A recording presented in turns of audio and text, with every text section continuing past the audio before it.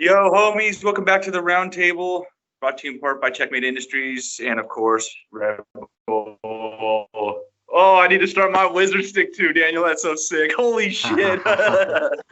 Hell yeah. What's up, guys? That's fucking sick. It's almost like uh, those bows like Donatello fought with. It's almost big enough to be like that. That's a drinking game. It's called Wizard Sticks. Oh, okay. Okay. Yeah, it's a drinking game with beer. That once you finish them, the tallest wizard stick is like. Okay. Yeah, I wasn't quite sure what you meant. I thought you meant like a rain stick, like he was gonna hollow it out and put some beads in there or something. Normally, my line is mine's bigger, but Daniel's got me beat. Right on. All right. But we got a super special episode tonight. We're joined by Legends. What's up, dog? What's up, Legends? What's up, y'all? Thank you for having me, man. This is a true honor. Oh, thank you. Hey, thanks for your time. Thanks for coming on here. Like we were talking about before we got everybody else in. This has been a long time coming, bro. We've been do this episode for a while now. Word up. Yeah, bro. I mean, only makes sense. You got the info in the underground. We got the info in the underground. Why not collab and do a show, right? And real quick, you just want to let everybody know what you got going on currently, because I know you're a writer for Hip Hop Blog. And, on hiphopblog.com. Shout out to them. Right now, I just started a podcast with my buddy Resident 47 called For the Record. It's on YouTube for the number 4 THA Record podcast. We just started it like at the beginning of the month. We just recorded our second episode over the weekend. It was a review of the new Ala Zuli Lu album, Mausoleum. Go check that shit out. Yeah. And man, I post anniversary posts on my page every single day. Usually get them out like at 12 o'clock midnight Eastern time every day because I'm from Detroit, Michigan. Yeah. And in a few minutes while we're talking, you were still posting. Yeah, I'm still gonna be posted. I'm gonna be posted in a little bit, but. Oh yeah. Yeah. And real quick, I mean, I always call everybody, but I shorten everybody's name. But your Instagram account, it's actually Legends Never Die, or is it Legends Will Never Die? Legends Will Never Die. Legends Will _never die on Instagram. Instagram's my main that's my main platform, but I'm also like on Twitter and Facebook and all that shit, all that good shit. Yeah, make sure to give him a follow. I actually got to jump in on that first live. I guess that was like the pre-podcast or something. The first one. That was pretty cool though, man. Hey, I appreciate that, man. You're gonna be listening to the music as it comes out, kind of like your first reactions, and then give some insight, or how's that gonna work out on your show? On my podcast. Mm-hmm. We just break it down. What me and Rez do is that we just break it down track by track. You know what I mean? We just we listen to the album and then we just wait a little bit, like a couple days or something, and then we just go live on YouTube together and just break it down track by track. That's how we do it. Sick. Right on. That's a good way to do it. Yeah, absolutely. Sick. Yeah, because we were talking a little bit before the show, and I was telling you I really love the daily updates on your page, and it reminds me a little bit of our other homie. It's just you have a super informative page, and if you're just the slightest bit into hip hop, you guys got to follow this dude. I appreciate that shit, man, and shout out to Rombo and Beneath the Dirt, because that's actually how I discovered your guys' show. Because you're saying. Cottonmouth Confusion Part 2. Yeah, we got to do the Cottonmouth Confusion. That's coming up, man. He's real busy, and it's just been crazy timing. But yeah, we definitely got to talk to him. That's the fucking guy right there, man. I got mad love for that dude. Oh yeah. Yeah, that's the fucking best thing about the underground, right? It's like there's enough room for everybody. Like we all gotta support each other. Absolutely.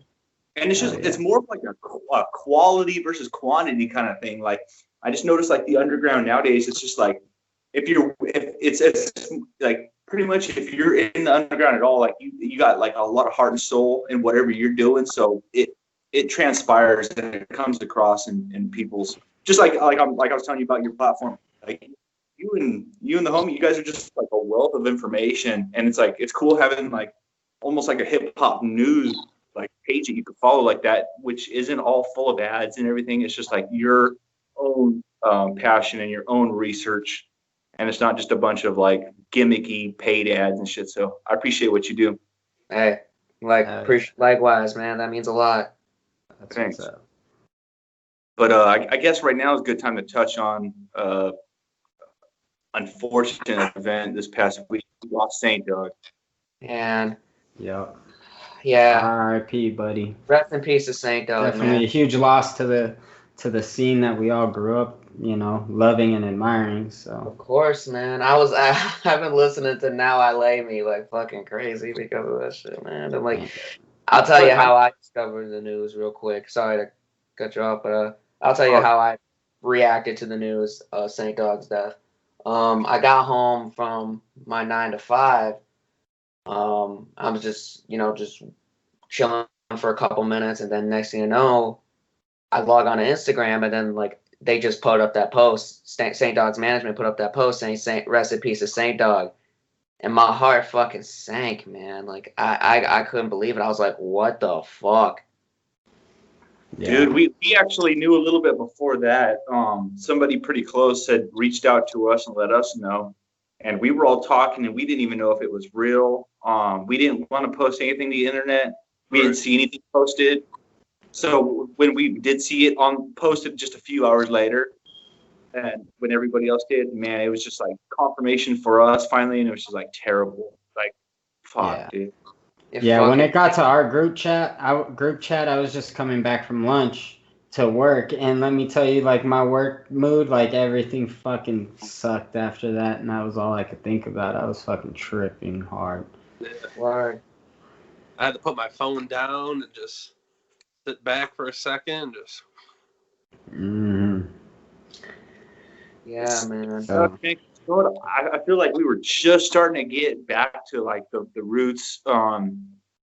Last year, I don't know if the show ever happened, but I don't think it did. But they were supposed to do a live show on Diego, brick by brick. It was going to be Saint Dog and D'Lo. I don't think Richter was. Maybe he was going to perform it too. Maybe it was going to be them three, but we're never going to see Cottonmouth Kings, Saint Dog and D-Lo on stage ever again. No, that's gonna hurt, man. And did y'all see that video that D-Lo posted? Like, him crying and shit, man. That almost made me cry, dude. Yeah, man. You can tell he was like legitimately pretty choked up over it. Yeah, probably. Even the first day he was probably too hurt to even say anything. It took a minute for him to get something out. Yeah. But also Chucky Chuck too, man. That shit. I feel like maybe they were just about to start talking about doing some songs for that DGAF album that Chuck's been talking about. Yeah, and, man, that's the OG clique right there, the four fucking OGs from DGAF. And I mean, you know what? They might have actually already recorded something. Probably. Yeah, but they ain't gonna be able to finish the record together, and that's kind of like what sucks most. Yeah, they probably would have. Did y'all order the T-shirt from SRH or donate to Little Jerry's GoFundMe? I haven't. I'm in a real bad, tight situation myself at the moment, and I really can't even donate anything, buy anything right now. I'm just in my own little. I just actually I had to update a couple of things on my bank account, because I was in the middle of moving, and I kept trying to order, and it kept declining. So I just figured out this evening, and I'm about to jump on a little later. I actually found that out because I was trying to order Snap's pre-order on his album as well. Formerly known as Lark. Yep. Yeah. The big homie right there, and he did a lot of work, with Saint as well. Mm-hmm. So. Yeah, I ordered a shirt. I donated $10 to to the GoFundMe, man. I had to because like it really I felt like they really give him a proper send off. You know what I'm saying? Yeah. No, that's rad. I think it's only right. I think that was really cool of them to make that shirt, and not only that, but man, it seems like they got really good reception from it. Yeah, exactly. hard. And like everybody, the crazy part is everybody was posting about Saint, man. Like I saw a Dirtball post. I saw Bobby post about it. Bro, TMZ, the New York Post, all these like huge news outlets posted, like Cottonmouth Kings. Yeah, like People Magazine and shit. Like I was like, I never thought I'd see like some TMZ or People Magazine post about Cottonmouth Kings. I thought That was shows fun. what impact they have on everybody, even though they're independent, like that don't even matter. They still have reached a lot of people in their Word up. message, Word That's up. And dope. I feel like a lot of people who, like probably heard Suburban Life, but a lot of people probably remember Suburban Life from Scream 2, and I think that's because like that whole era was like fucking crazy. Like I'm 24 I'll be 24 by the end of the year, but I mean like you get what I'm saying. Yeah, man. Even Dog's Life was getting a lot of radio play for the local areas and stuff.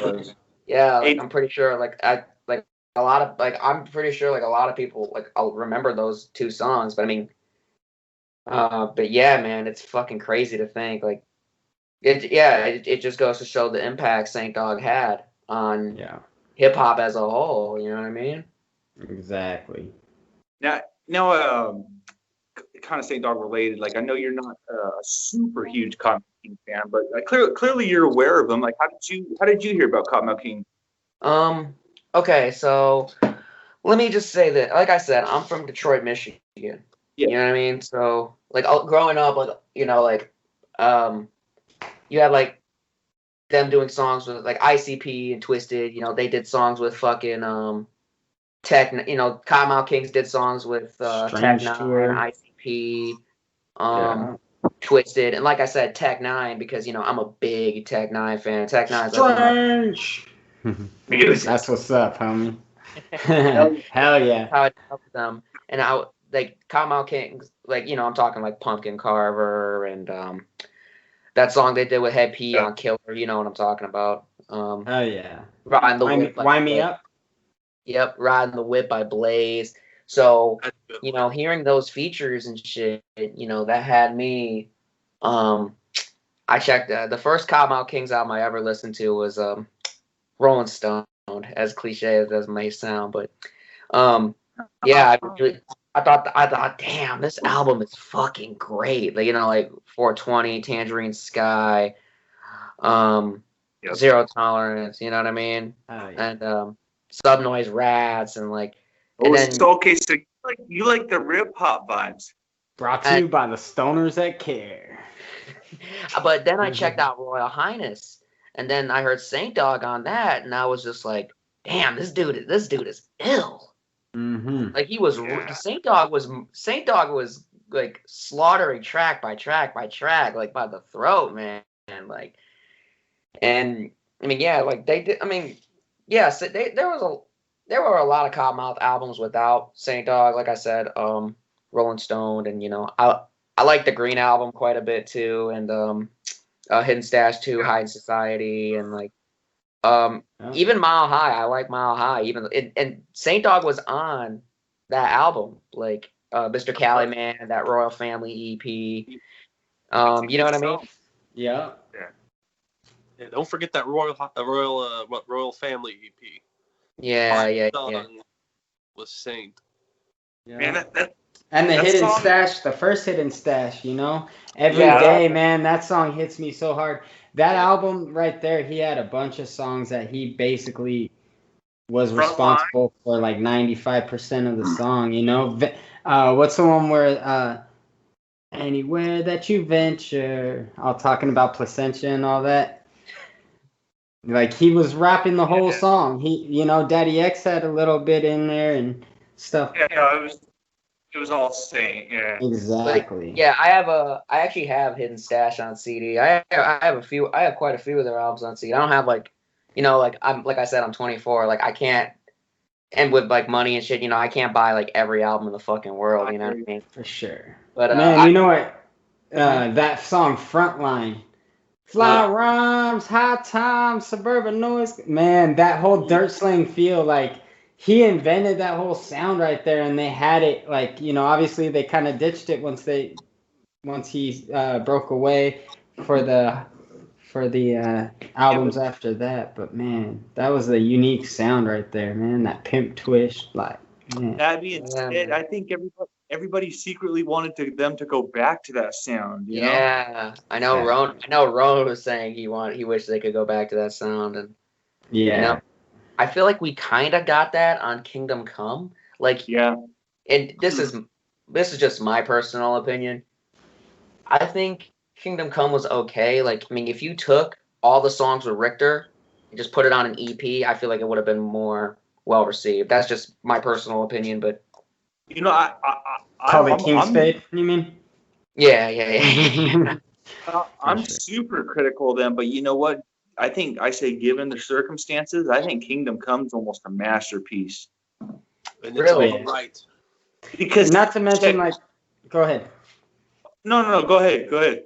I was just gonna say we're super critical because of how much we've loved them growing up and everything, and like how high our standards have always been, like for that type of mentality, that brotherhood mentality, the integrity that they always spoke on and sang about. Like, exactly, we just always expect it, and it's hard to, when you're a person, it's hard to not give in to like ego or temptation. Like, it kind of sucks, like, when you get caught up in things and then you look back in hindsight and realize, like, man, I was probably not acting the way I always spoke on. We all do it every now and then, but and that being said, though, while that shit was being made, Richter was fighting a terrible addiction.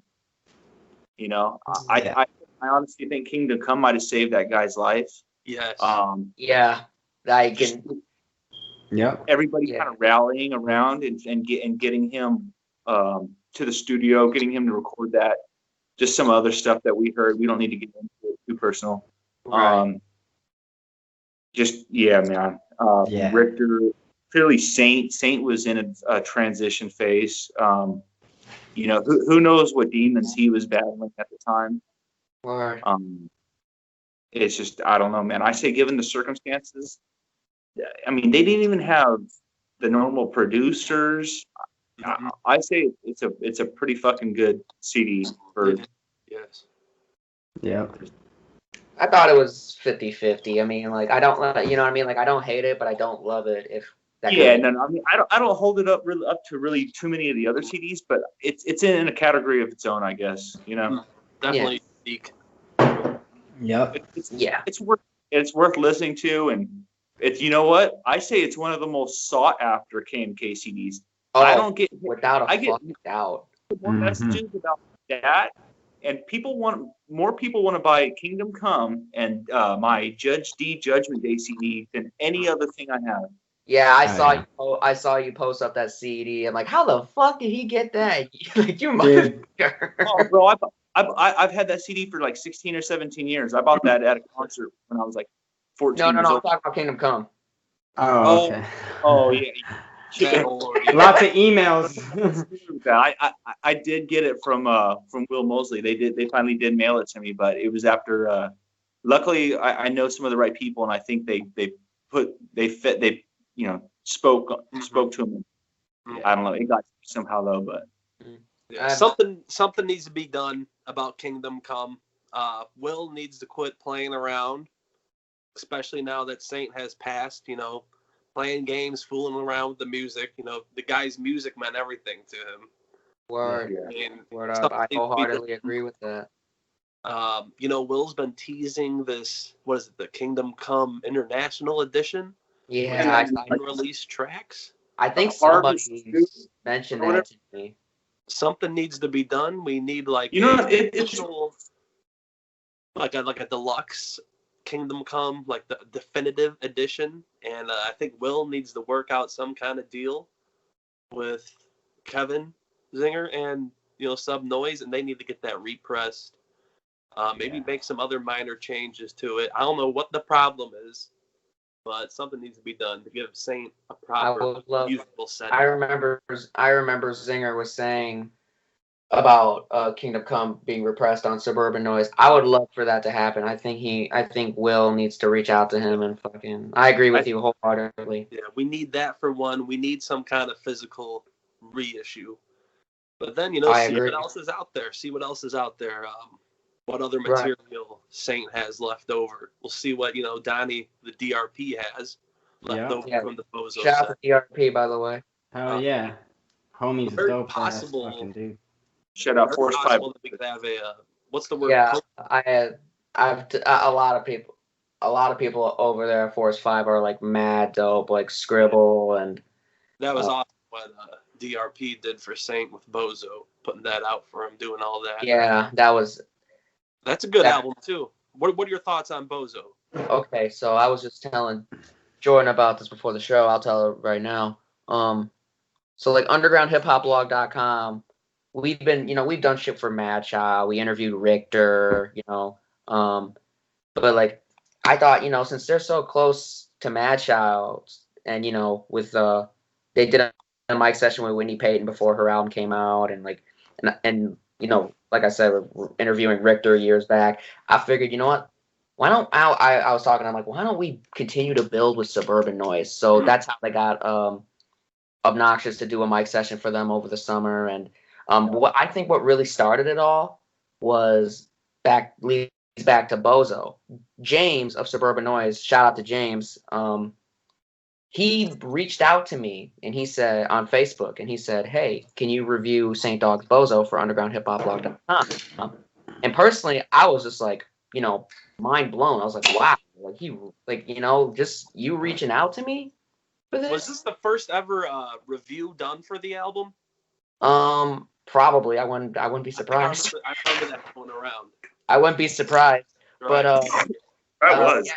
James reached out to me. He said, hey, like, can you review this album? And I'm like, I was honored, man. You know what I mean? Like, it meant a lot for him to reach out to me and ask. I feel like that was the beginning of that, you know what I mean? And that's when I asked him, like, hey, like, let's keep building with Suburban Noise. That's how, like, I reviewed Big B's album on there. I reviewed they asked me to review Head P's album on there. I fucking did that.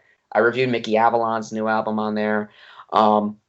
They did the mic session. They had Obnoxious come in with the mic session over the summer, and yeah, man, like, and Cool. yeah, man.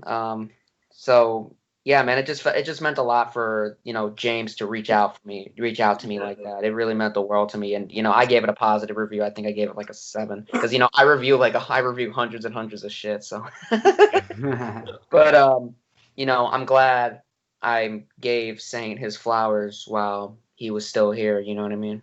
Mm-hmm. That's cool. That's what's up. Man, so you being overall just a part of the underground scene, I see those Funko Pops in the back. You gonna be getting those twisted ones pretty soon or what? Yeah, I think aren't they going for like 50 or something? Yeah, 50 for the set. Usually 10. I remember they were selling like ICP pops out of last year's Hollow Wicked. They were going for like $50 a piece. It's like usually I spend like $10 on a Funko Pop. So I mean, I don't know. I mean, That's exactly what we were talking about too. It's a little steep right there. Right. I mean, like, look, being from Michigan, like I always heard about ICP and Twisted growing up. I got mad love for Magic Ninja and Psychopathic, but I wouldn't drop $50 on. I wouldn't drop like $50 on a fucking Funko Pop.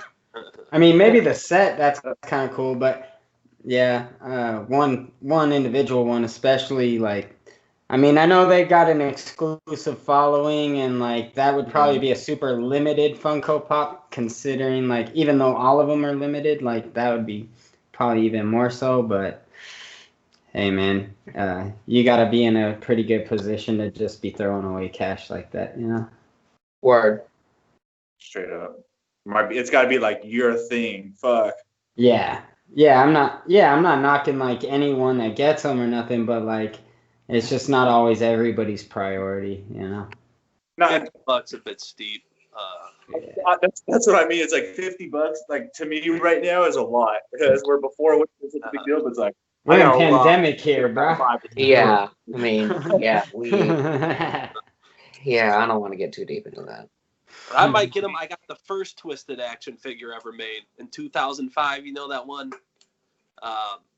That's a double? One It's both of figure, them, too. right? It's Okay. both of them, but it's one figure technically. Put Oh, in dude, 2005. that's you know that. You know what I'm talking about? That thing. You showed us the other day. I grab it a ton. But Man, we love our toys over here. yeah, We fucking love our toys, dude. Oh, yeah. yeah.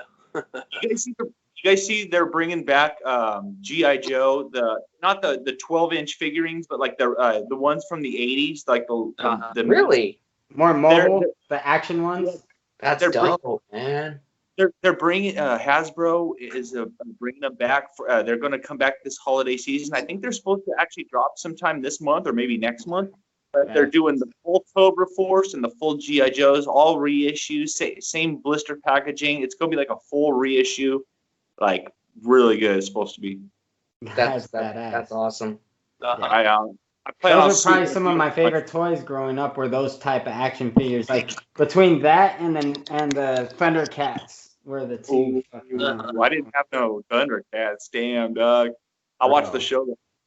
Hell yeah, that's Lion-O-Ho. Yeah. Dude, I watched all those shows on Cartoon Network, bro. Johnny Quest, fucking all that. Oh yeah. But yeah, we love our toys over here. Shit, that's a whole nother subculture that's fucking popping too, right? And we could probably do a whole show about that. You know? We really fucking could. We could do a whole series of shows. Yeah, Bro. that'd be cool. Oh yeah. Sky's the limit, bro. I got a real passion with toys. I could talk toys and fucking all day. Yeah. Fingerboards, military figurines like G.I. Joes, all that shit, dude. Hey, real quick, since the last episode, fucking shout out Team Giant right here. Thanks for the package, brother. You hooked it up. These guys are gonna be getting their stuff in the mail pretty soon, but he hooked it up with a bunch of fucking decals and some wristbands and stuff like that. So. Thanks, Giant Steve. You're the man, bro. Yeah, thank you. Yeah, I don't know if you exactly know who Giant Steve is, but he basically is keeping Pakalika's memory alive, man. He comes with all the merch and like just he's a tall ass motherfucker too himself, you know. So yeah, Giant Steve's a super well known just in the sub noise. I was gonna say fan, but he's more than a fan. I mean, he is family now of the Kingdom. Everybody knows him, and he knows everything. He's got a lot of connections. He's just super rad, dude. And like Donnie said, he emphasizes just keeping Pac's memory alive. He pretty much has a brand now. It's Team Giant, and not only just a hashtag, but he prints shirts. He has so much custom merch made. He sends us all. So we traded the.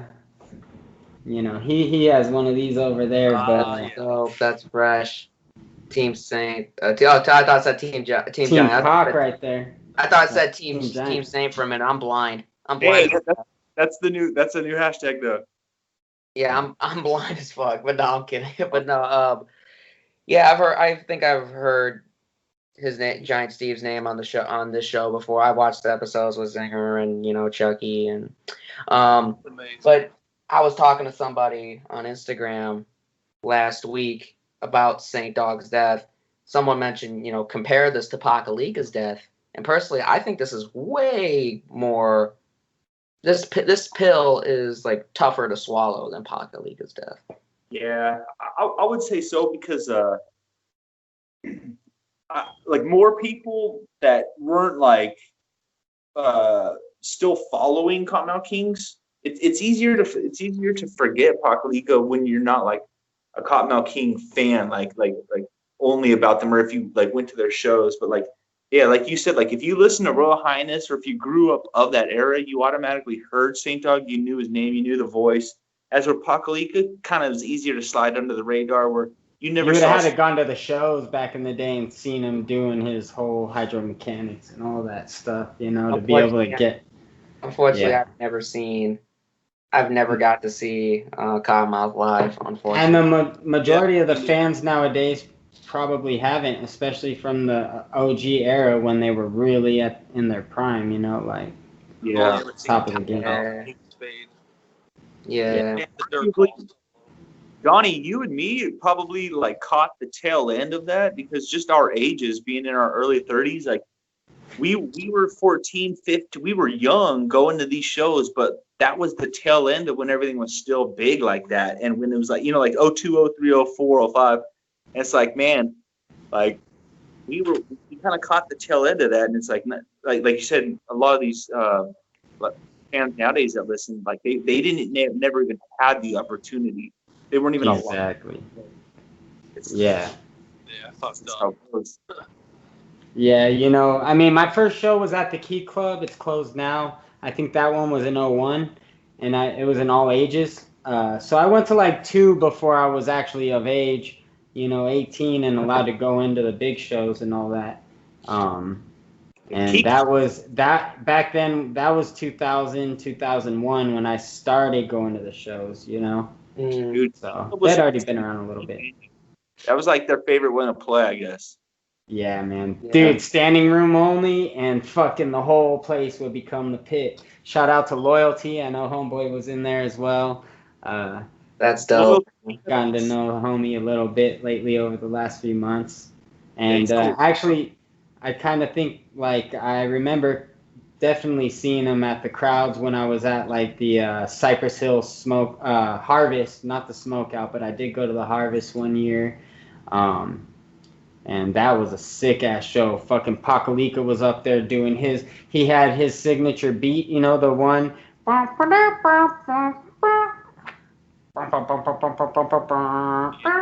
Yeah, that fucking shit with the fucking fake bud plants on the fucking stage, holding them up, throwing out branches, bro. They always pumped out a bunch of fog right when he started. Yeah, dude. And that's when people knew they could smoke because all the fucking fog would start covering up and you just get down low. See all the big lighters start lighting up. Mm-hmm. Yeah. Start smelling it. I was hoping for this year.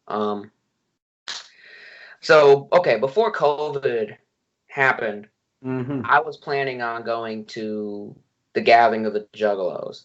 And I was hoping like Saint, D-Loc, and Richter would be there performing. But, you know, obviously that didn't happen. And but no, that just sucks that, you know, like I never got to see him live. I never got to see, you know, Saint live or anything, or, you know. Yeah, But definitely. And he would, and you know what sucks is when he got out, he made a quick appearance on the Beneath the Dirt show one time when Haas was on there, and he did say that the Juggalo community was the ones that was looking out for him while he was locked up. So shout out to the whole Juggalo community, man. Yeah, Juggalos are awesome, man. I got mad love for them. That's real fan, bro. Word up. Is there a more loyal fan base in music? Like, I don't even know of one. Nah, Right. bro. You're right. Juggalos are mad loyal. I mean, I haven't. They've always been in the top like 20 of my favorite. Like, you know, my top kind of like rotates around and fluctuates, but it's always the same. Like in the top 20, just like what I'm listening to at the time. You know, might make it a. But I will say, like, the one thing that made me always fucking love them was the fact, their integrity to loyalty and to their homies and to the fam, you know? And that's what I fell in love with Sub Noise, you know, before everything, during the first wave, you know? You got that song, Friends.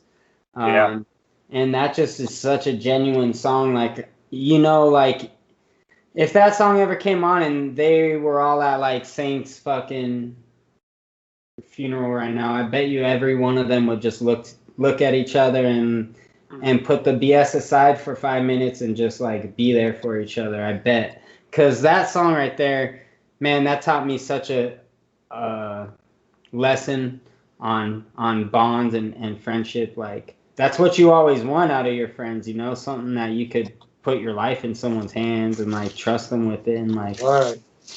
That's what it's all about, man. actions speak louder than words, you know. True shit. Look at King Spade alone. I mean, that's a group founded on friendship. Word. And so this is just my, like I said, like I'm a very outspoken person, you know. I always put my opinions out there, you know, about everything, like good and bad.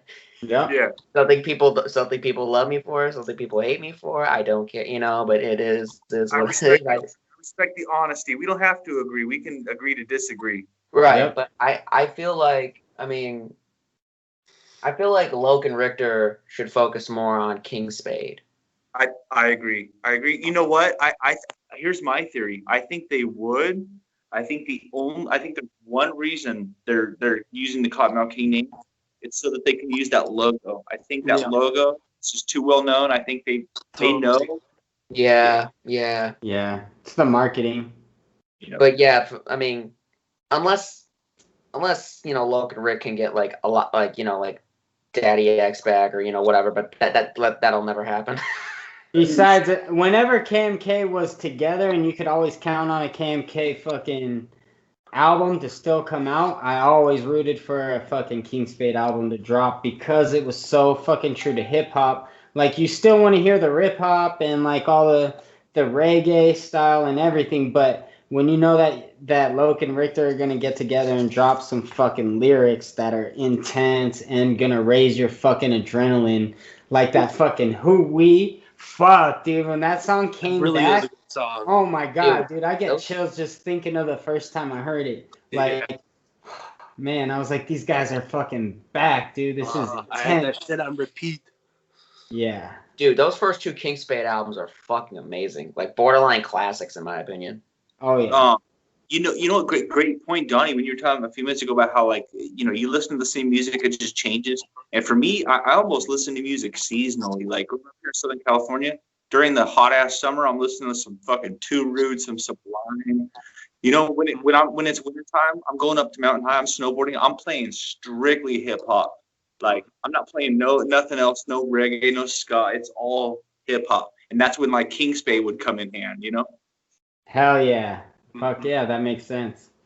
Yeah. Or if I'm cruising in my car, like, with sometimes, like, I don't know, if I have the woofers fucking going and shit, I want to hear that shit banging down the street, you know, like. Yeah. Who We though, dude? Who We straight took it back to like 2007 like a motherfucker. That was an instant classic. Yeah. They should have done more with that. Man, we were so ready for that too. I know they made it seem like it was about to happen, man, but they said they were dropping a full length that summer and it just never happened. Yeah. Maybe they're still working on it, kind of like our mixtape. Yeah, yeah, I never know what's going on. You know, like maybe it's just some shit going. Maybe there's some shit like in the way of that, and you don't know.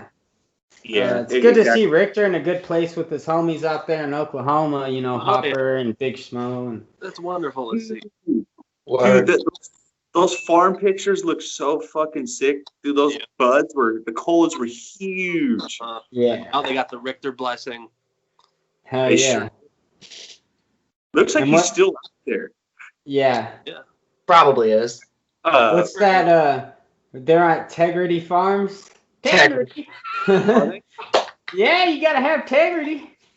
Yeah, dude. That dude. I am a big fan of South Park, so that just just made it. Any South Park reference, I'm gonna get it. Fuck yeah. It seems like they've been out there, or Hopper's living there now, but it seems like Richter's been out there for at least like a month. And I know he's still out there because just the other day, Hopper was filming an episode with the Duchess, and she's like, I think she cooks a bunch of cannabis. There's a new picture with Richter, and it was like Richter, Hopper, and her. Like, that's a brand new ass picture. Like, I don't know how long Richter plans on staying out there, but that's fucking rad. I hope he moves out there. Shit, as long as you could get 16 fucking, 16 a P, I don't see why you're gonna give that cash up. I think they're getting like 32 out there. That's what I hear. Oh yeah, what was I saying? You're right. 16? Yeah, no, 32. I was fucking half, only halfway there. No, the ounces are going for That's $3.50 tripping. in the stores there. Yeah, that's fucking dope. That's the gold mine. That's where the gold strike fucking moved to. You know, it's right there in Oklahoma. It just became legal, so I know that it's Fresh. back to full price. I'm all for marijuana legalization. I haven't smoked weed in a minute though. I mean, I have done it before, but I just haven't done it in a while because just work and all that shit. But I do support it. I do support legalization of it nationwide, and That's why I'm drinking right now, man. I'm not taking rips on camera right now. I rarely drink. I mean, I don't know. It's just I'd never liked drinking. I haven't drank in 12 years. Oh shit. Yeah, I go 8, 9, 10, 11 months without a single beer. It makes me nauseous. I just can't. My body can't metabolize liquor. Yeah, I'm there with you. I mean, I could buy a 6-pack and it could sit there for 5 or 6 days, or if the right people are over, if I'm just in the right position. Sometimes I feel like drinking, sometimes I don't. You know? Like on a hot ass summer day, I'm down for a Coors. I'll drink. Yeah. Yeah, I have sometimes. I mean, like I'll like have a beer like at like a restaurant or like It goes good with one specific food. Right, like it's just it's just a rare thing for me. I gotta be like in the mood mood. I don't need to pound them, that's for sure. Yeah, Nothing beats a Red Bull for me. Yeah, exactly. I'm down with the Red Bull. You know Hey, what? If I ever go out drinking and I think it's gonna be a long night, I will always start my day with a Red Bull and vodka or a Jaeger bomber. You know. I have. Hell yeah. I have a question needs to be made about Gatorade though. Gatorade's good. His history. Are you aware of the Brad X and Gatorade? Gatorade and the Brad X connection. Yes, according to Doug Carrion. I think I'm saying his name right. The old guitar player, Humble Gods, did all the guitar work. Straight up punker. Yeah, he was on Daddy X. He was on. He's done some work for Cottonmouth Kings. Like he was on a couple songs of Rolling Stone, and he was on Daddy X's Organic Soul too. I remember that. Legend, punk rock legend. He was in the Descendants, Dag Nasty, a few other bands, and he did an interview not too long ago with a guy with some pretty revealing information about his work with Brad and the Cottonmouth Kings, and he revealed that Daddy X was straight edge. And I remember Potluck mentioned that years ago. That Daddy X doesn't even smoke. I remember that shit. So yeah, I remember that. It's kind of sad to me. I'm a huge Potluck fan too. So. I wish they would have. Potluck's the shit, dude. I wish they would have emphasized Brad X's sobriety during the Cottonmouth Kings, because that would have been cool as fuck to have a sober member that pushes sobriety while the rest of the member is all about legalization and about cannabis. Yeah, for sure. You don't have to have an image if you just keep it real and that people know they can make their own choice. Right. We keep it 100. Think for yourself, right? Don't do like they do. It's a sick work. He really did blaze. I mean, right? I mean, he did blaze, but he didn't smoke like the other guys. He would take a hit here and there. Is exactly what a lot of people would say. Is that you won't see him staying high, but you'll see him getting high every now and then. Right. And look at his personality. That guy is so animated.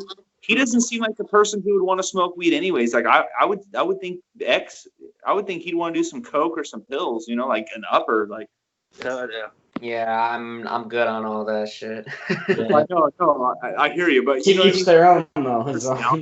Right? Yeah. Like like I said, I've smoked weed. I smoked weed like a handful of times in the past. I'll drink like on a rare occasion, but like I've never done anything else. Never touched anything else a day in my life. Like I've never even smoked a fucking cigarette, dude, because I have I have family who's passed on because of cigarette-induced lung cancer, and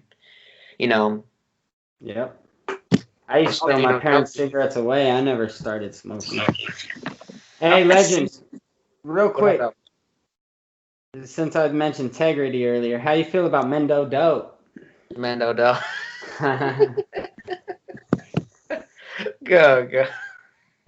Man, I want to watch South. I'm probably gonna watch South Park after this video. Mendo Dope is fucking cool as fuck, man. I like that group a lot. But they got that song No Integrity. In the beginning, it's a whole intro about the fucking South Park episode and everything. Yeah, I'm probably gonna watch South Park after. Like I said, I'm probably gonna start watching South Park after we're done recording this episode. You gonna watch the COVID special? Oh, I watched that, dude. That was pure fucking gold. Fuck yeah. I had to watch that, man. Like I said, I'm a big fan of that show. I'm also a big fan of Rick and Morty. I don't know if anybody. Hell yeah. That's a fun. But yeah, like that COVID special was fucking amazing. Especially when you have the cops in the classroom and they shoot like the kid is like, got him. Yeah. And they all get them. Yeah, Yeah, they tell the kids they have to go there and they lock them up. And then fucking everybody's wearing their chin guard. What is it? The chin diapers? Will our chin diapers keep us safe? Dude, I was rolling that whole fucking hour. It's like this. I waited all year because 2020 has just been a complete shit show. But I was waiting for that all fucking year, dude. It did not disappoint. No, they covered it all, brother. Oh yeah. Yeah, I wonder how those guys, like, what their writing process is. Like, they just have such a unique perspective of looking at the world and being able just to make humor out of everything. Yeah. I thought I saw something that they do it like insanely fast. Yeah, they do it like in the span of like a week. Like they did a whole special about it on like a half-hour thing about it on Comedy Central. Like I think like 5 years back or some shit. I don't remember. It was not too long ago though. You could. Yeah. It's probably on. It's. You know what I think? Somewhere. You know what I think that was after the fucking what's his name, the Crocodile Hunter died, because that shit came out like right after he died. Dude. Yeah, and then Remember like the Stingray's like, I'm gonna have to ask you to leave. Like I am Steve Irwin. Like like that was they had a lot. Yeah, they were pissed about that. But too soon. Yeah, South Park don't give. That's what I love. That's what I love about the show so much. They just give zero. Yeah, that's for sure. Degaff to the fullest. Consistency, man. Gosh. Yeah. The consistent quality. Social distancing. Wait, what about social distancing? No, consistency. The consistency of the show. It's always been quality. I thought you said social distancing. My bad. No, my bad. Yeah, but their consistency is fucking off the charts. Like, there's a couple episodes of them I don't like, but I mean, sure. Yeah. Like, after what 500 or more, you gotta fucking way more than that for sure. But you gotta be fucking. You can't hit gold every single episode. And you know, it's all perspective. It's at the end of the day, it's art. So it's you know, it's up to your own interpretation. Yeah. Yeah. So Legends, you being so deep in the underground, you ever made any music yourself or what's up? Good question. I've tried to make music before, but like it's just, you know, like I think I've written like, you know, like 1 or 2 songs before in the past. Like one of them was actually recorded. I never put it out because like I went back to it. I recently came across it on my files. I'm like, this is fucking trash. This is fucking whack. Like it is, but it's got to be mixtape worthy. But like I have a younger brother who makes music and Sick. Yeah, he's I just like to, you know, I mean, like I think reviewing music is more my thing, you know. Okay. Because like cool, man. That's just, you know, my personal opinion. Just, you know, just me as a fan of music, just, you know, listening to it and, you know, just giving like what I like, my thoughts on it, like what I like about it, what I don't like about it. Like, you know, I feel like that's more me. Yeah. Yeah, bro. For sure, man. That's cool.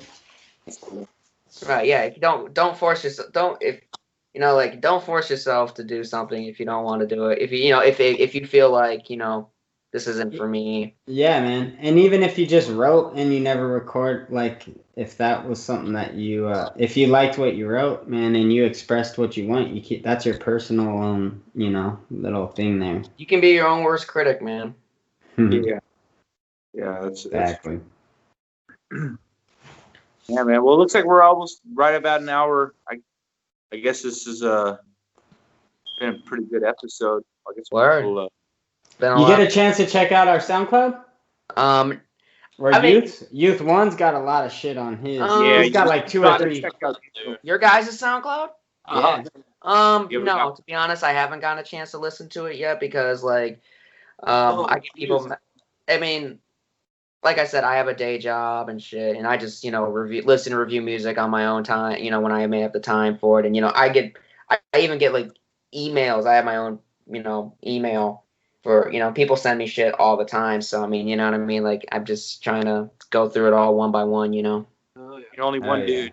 Right. Yeah, I run. That's the thing about me. Like, you got like Hip Hop DX. You got motherfuckers like Hip Hop DX and like fucking the Source, the Double XL. You got like dozens of people running the shit. It's just this is just me.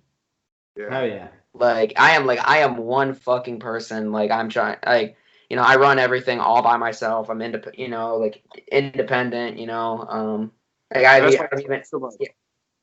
had people ask me like, yo, can I be like an administrator of your pay? Can I be a co-administrator or whatever? I'm like, no, that'll never happen. Do your own thing, right? Right. Yeah. No, that's cool, man. No, I was just asking. I was gonna tell you, Daniel's pirate themed album is gonna be coming out soon. He's been working hard on this album, like for about 5 or 6 months now, at least. Yeah. That's dope. We got all kinds of projects coming, including the mixtape. On here's the thing, on undergroundhiphopblog.com, there's a review section and then, there's an album section. Like if I don't have time to review like, an album, I just put it in the album section. So, I mean, that album does sound interesting. I'll say that. But if I don't have the time to review it, I'll just put it in the album section because, you know what I mean? Like it's, some promo is better than no promo, Hell yeah. Not even a promo, man. I just figured since you're part of the homies and something, we just throw you something so you could enjoy it. Fuck it. Yeah. Now if you want to listen to what's up. Yeah. But this guy, man, he's gone and visited some pirate locations, right? Yep. And Dude, he sought out the smell of a fucking pirate ride to get in the right mindset to write. You've got to respect that. Yeah, I that's a true artist right there. In the creative process. Yeah. So we're really blessed to have a musical genius like that on our side, on our team, because we are all kind of like doing our own little musical endeavors, but utilizing his knowledge and his outlooks a lot kind of gives me a lot of insight on ways to go about it too. So shout out to Dave. We're working towards making the type of music that our people want to hear.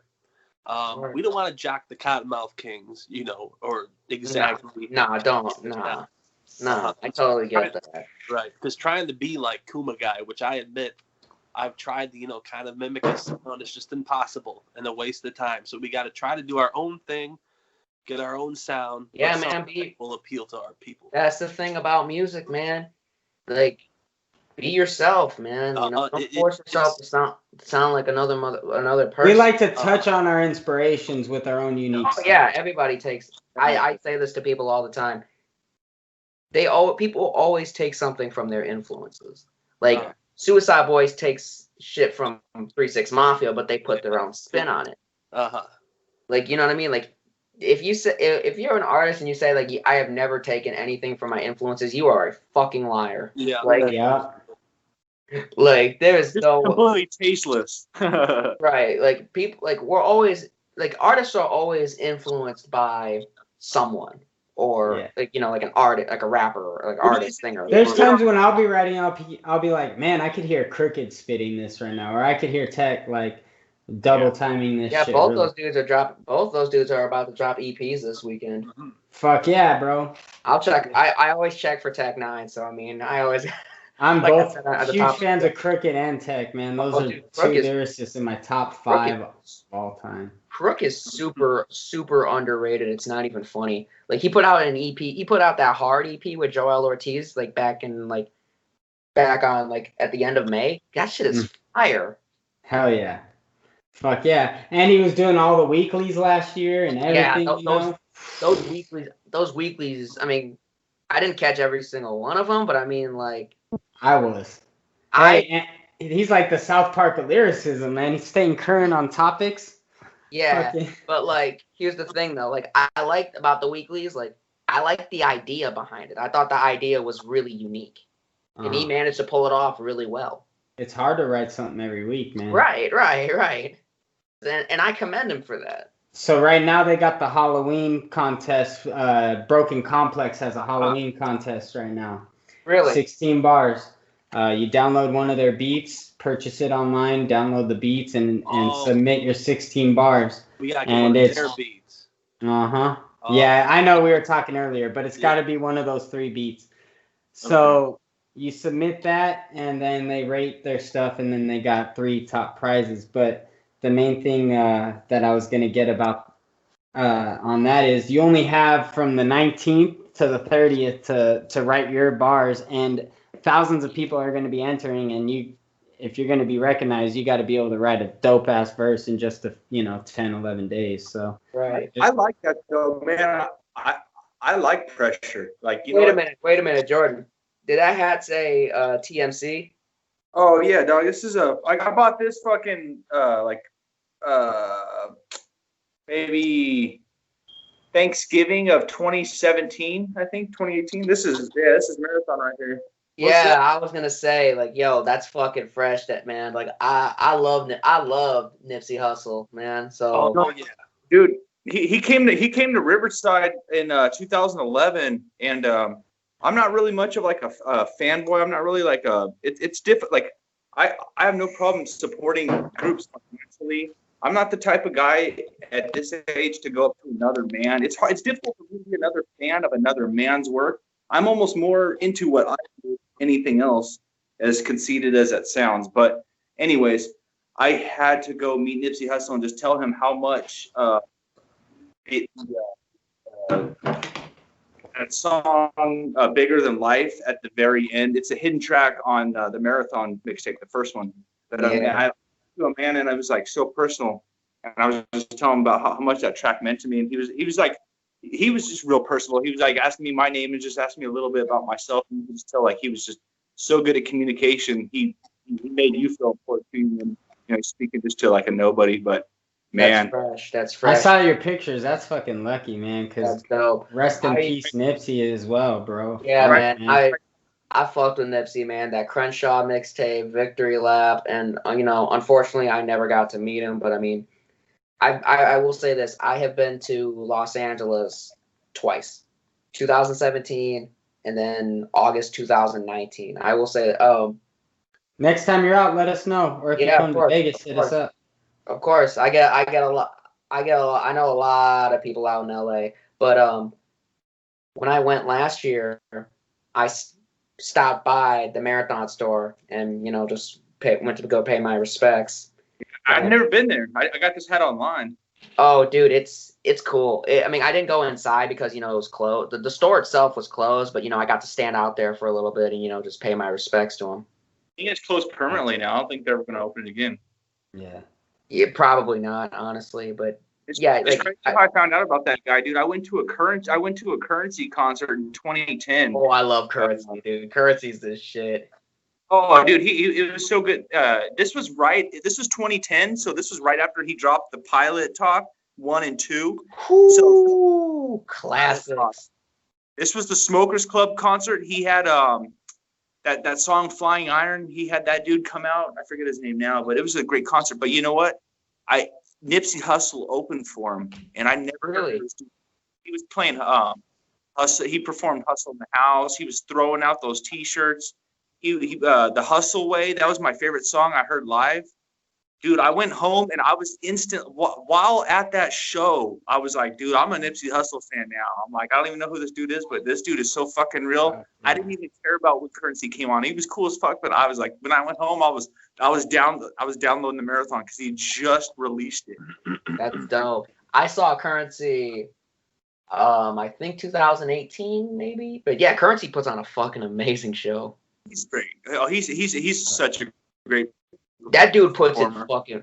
Talk about somebody who in hip hop who puts as much fucking work as that dude drops like a mixtape. Yeah, I remember like a couple years ago he dropped like a mixtape every goddamn month.